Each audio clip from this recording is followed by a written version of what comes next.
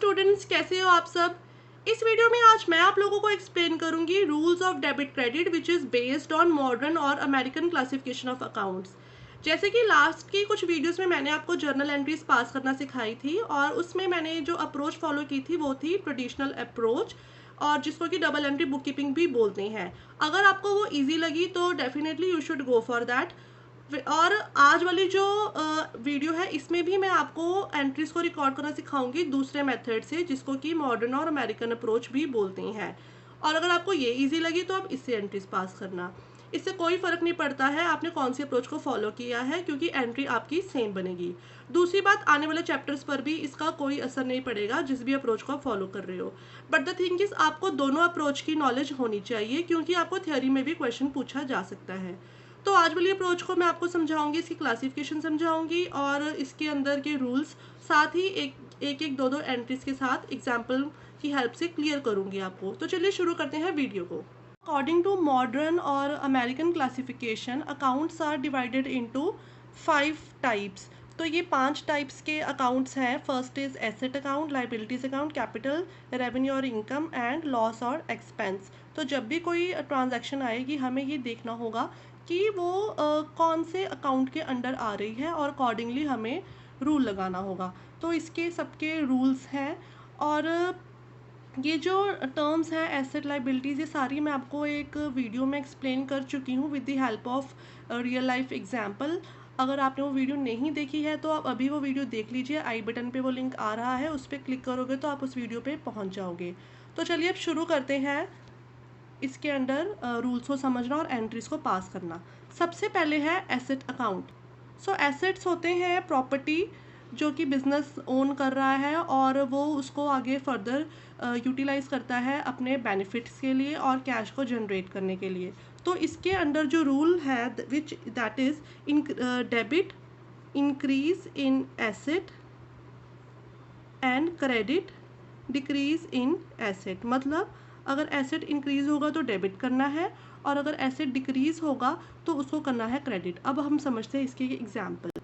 Purchased building of rupees 2 lakh. So business ने building purchase की 2 lakh rupees की and building is my asset. ठीक है, कंपनी का बिल्डिंग एसेट है तो बिल्डिंग अकाउंट को हम करेंगे debit. So entry will B building account debit 2 lakh rupees. और जो हमसे गया वो है cash. Cash is also asset और उसको हमने करना है क्रेडिट, क्योंकि एसेट में डिक्रीज हो रहा है।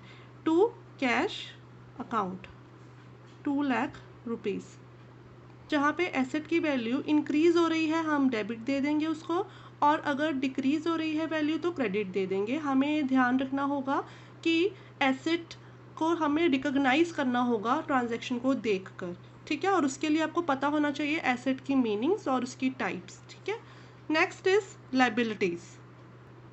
सो लाइबिलिटीज़ होती हैं बिजनेस की देनदारियाँ। ठीक है, जो उसके ऊपर ड्यू अमाउंट चढ़ी हुई है उसको लौटाना होगा। ठीक है, क्रेडिटर्स हो सकते हैं, बिल्स पेबल हो सकते हैं, कैपिटल भी हो सकती है, लेकिन कैपिटल का यहाँ पे अलग से हेड है। ठीक है, तो अभी हम कैपिटल को लाइबिलिटीज़ के अंदर नहीं ट्रीट करेंगे। तो इसका जो रूल है it is credit increase in liability and debit decrease in liability. अब इसकी एग्जाम्पल देखते हैं। Loan taken from bank of rupees 3 lakh rupees. So bank से लोन लिया 3 लाख रुपए का। ठीक है, तो 3 लाख रुपीज़ बिजनेस में आए। सबसे पहले तो एसेट इंक्रीज हुआ, लेकिन साथ के साथ बैंक लोन भी चढ़ गया हमारे ऊपर। ठीक है, और लाइबिलिटी भी इंक्रीज हुई। तो जब एसेट आया तो यहाँ पे जो हम रूल भी समझ चुके हैं, डेबिट इंक्रीज इन एसेट, तो एंट्री होगी cash account debited 3 lakh rupees, क्योंकि बिजनेस में पैसा आया। और अगर मान लीजिए लोन की अमाउंट उन्होंने डायरेक्टली बैंक में पे करके ही आती है, मतलब बैंक अकाउंट में ही पे होती है, तब हम यहाँ पे बैंक अकाउंट भी लिख सकते हैं। ठीक है, तो बैंक और कैश आप कुछ भी लिखे, ये मैटर नहीं करेगा यहाँ पे। ठीक है, and to bank loan. Bank loan को यहाँ पे मैंने क्रेडिट इसलिए दिया है क्योंकि credit increase in liability, liability में इंक्रीज हो गया है।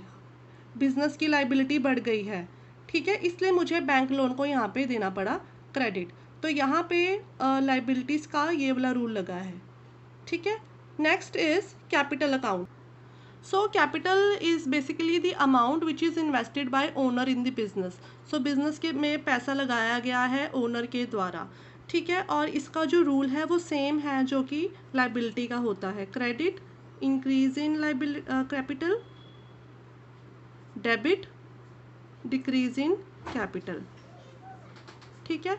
अब इसके एक एग्जाम्पल देके चलते हैं, जो कि mostly first example first transaction होती है। Started business with cash of rupees 5 lakh.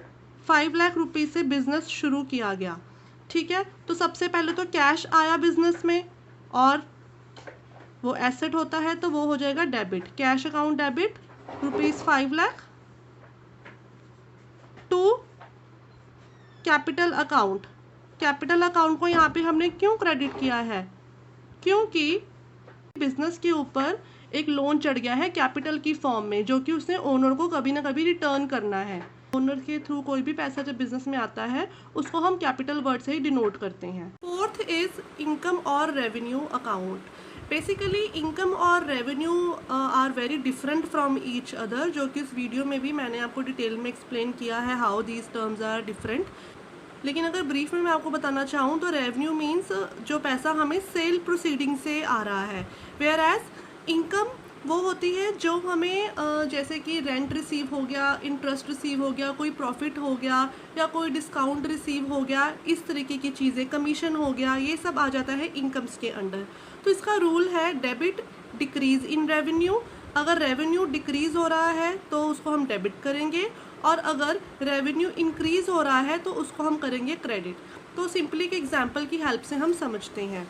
जैसे कि कैश सेल्स हुई 30,000 रुपीज़ की, 30,000 रुपीज़ हमें कैश सेल्स से आए, तो जो 30,000 मुझे रिसीव हुए वो होते हैं एसेट्स, ठीक है, कैश एसेट्स होता है। और अगर एसेट इंक्रीज होता है तो उसको हम करते हैं डेबिट, तो एंट्री होगी कैश अकाउंट डेबिटेड। दूसरी और ये सेल प्रोसीडिंग से हमें आए हैं, सेल्स होती हैं रेवेन्यू, ठीक है। और रेवेन्यू अगर इंक्रीज हुआ मतलब सेल्स हुई तभी रेवेन्यू आया ना, तो सेल्स बढ़ी, ठीक है, और उसको हम कर देंगे credit. So entry will be to sales account. Next is loss और एक्सपेंस। सो बेसिकली लॉस तो सिंपली अगर किसी चीज़ का नुकसान हो जाए वो आ जाएगा यहाँ पे, जबकि एक्सपेंसेस होते हैं वो वाली पेमेंट्स जिसको हम इनकर करते हैं अपने रेवेन्यू को बढ़ाने के लिए। मतलब किसी और कोई थिंग्स को यूज़ करने के लिए जो एक्सपेंसेस हो रहे हैं, हम उसके लिए रेंट पे करते हैं, किसी की प्रॉपर्टी यूज़ कर रहे हैं तो, ठीक है। अगर हमने लोगों को हायर किया हुआ है, उनकी सर्विसेज यूज़ करें तो हम उनको सैलरीज पे करेंगे। बिजली का बिल पे कर रहे हैं क्योंकि हमने इलेक्ट्रिसिटी को यूज़ करना है मशीन्स को रन करने के लिए। तो ऐसी पेमेंट्स जिससे हमारी इनकम्स जनरेट हो या रेवेन्यू जनरेट हो उसको हम बोलते हैं एक्सपेंसेस। और एक्सपेंसेस का रूल होता है debit increase in expense, credit decrease in expense. For example salaries paid in cash या सैलरीज पेड, अगर कैश ना लिखा हो सैलरीज के पे में तो भी हम उसको कैश ट्रांजैक्शन ही लेके चलते हैं। 30,000 रुपीज़ की सैलरीज पे की। सबसे पहले तो सैलरी एक्सपेंस है, ठीक है। यहाँ पे दो एस्पेक्ट्स हैं, सैलरी और दूसरा कैश। सैलरी एक्सपेंस है और वो इंक्रीज हो रहा है तो इसको हम कर देंगे डेबिट। सैलरीज अकाउंट डेबिट 30,000, जबकि दूसरी ओर कैश जा रहा है और कैश होता है एसेट, और अगर एसेट कम हो रहा है तो उसको हम बुक करते हैं credit to cash account 30,000 rupees. Purchases की एंट्री या कोई और इलेक्ट्रिसिटी का बिल पे किया है, रेंट पे किया है, वो सब एंट्रीज एक्सपेंसेस के अंडर ही आती हैं। So students that's it for today. I hope आपको ये क्लियर हुआ हो, क्योंकि मैंने हर एक रूल की एंट्री के को पास करके आपको एक्सप्लेन करने की कोशिश की है यहाँ पर। और अब नेक्स्ट वीडियो जल्दी आएगी जिसमें मैं कुछ स्पेशल एंट्रीज कवर करूँगी, जैसे कि depreciation, interest on capital, interest on drawings, outstanding expenses, prepaid expenses. और उस वाली वीडियो में मैं आपको दोनों रूल्स लगा कर दिखाऊंगी, मतलब एक ही एंट्री को मैं दोनों अप्रोचेस से पास करूंगी, मॉडर्न अप्रोच से भी और ट्रेडिशनल अप्रोच से भी। So thank you students, thank you for listening to me.